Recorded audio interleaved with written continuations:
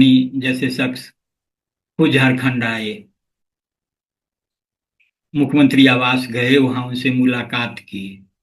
तो जाहिर है इस मुलाकात का मकसद कुछ खास ही रहा होगा। ये मुलाकात यूं ही नहीं होती। आते हैं असल सवाल पर कि कहीं अडानी झुकने आए हैं या झुकाने आए हैं। तो जाहिर है इसका खुलासा अभी नहीं हुआ है, तो आगे होगा। एक विश्लेषण है विनोद कुमार का, वरिष्ठ पत्रकार हैं, लेखक हैं, झारखंड में जीते हैं, झारखंड को जीते हैं, झारखंड को बखूबी समझते हैं। उन्होंने कहा कि तो अडानी का झारखंड में अवतरण हो गया।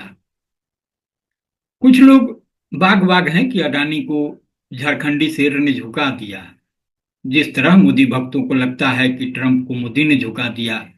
लेकिन हम यह नहीं भूलना चाहिए कि जिस तरह एलन मस्क मोदी के प्रिय पात्र और वर्तमान में अमेरिका के नियंता बने हुए हैं, उसी प्रकार अडानी मोदी के नाक के बाल हैं।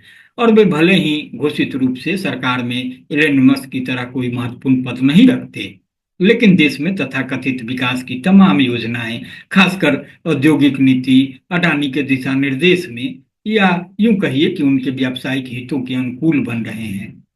हमें यह भी याद रखना चाहिए कि एलन मस्क और अडानी दुनिया के अमीर हैं और दोनों शुद्ध रूप से व्यापारी हैं। अपने व्यावसायिक हितों के लिए वे किसी से भी मिल सकते हैं। मूल सवाल है कि अडानी से हेमंत सोरेन ने अपने सरकारी आवास पर 2 घंटे में क्या बात की, इसकी कोई जानकारी नहीं है। बस गुलदस्ता पकड़े दोनों दिखाई देते हैं और दोनों के चेहरे पर मुस्कान है। सरकारी विज्ञप्ति में बस इतना कहा गया है कि राज्य के विकास और राज्य में निवेश के मसले पर दोनों ने बात की। सवाल उठता है कि निवेश करने के लिए तो अडानी हमेशा तत्पर रहेंगे, उनके पास पैसा है और उसका फायदा निवेश में ही है। लेकिन निवेश किन शर्तों पर? क्योंकि झारखंड में उनका ट्रैक रिकॉर्ड बेहद खराब रहा है।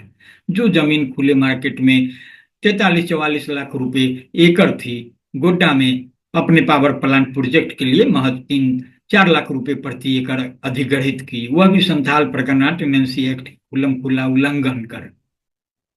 पूर्व के नियम के अनुसार उन्हें 25% बिजली सरकार द्वारा तय मूल्य पर राज्य सरकार को देनी चाहिए थी, लेकिन वे उत्पादित बिजली सीधे बांग्लादेश को भेज दे रहे हैं। गौरतलब है कि अभी के बजट सत्र में इन मुद्दों पर गंभीर चिंता व्यक्त की गई थी और राज्य सरकार ने इस मामले की जांच के लिए उच्च स्तरीय कमेटी के गठन की घोषणा भी की थी। जाहिर है कि अडानी इसी वजह से भागे भागे झारखंड आए हैं, लेकिन वे झुकने आए हैं या राज्य सरकार को झुकाने, यह तो आने वाले कुछ दिनों में पता चलेगा। सवाल बनता है, अहम सवाल यह है कि क्या छोटा नागपुर टेनेंसी एक्ट का उल्लंघन कर रघुवर सरकार ने जिस तरह जमीन का अधिग्रहण कर अडानी को दिया, उसका कोई समाधान निकलेगा?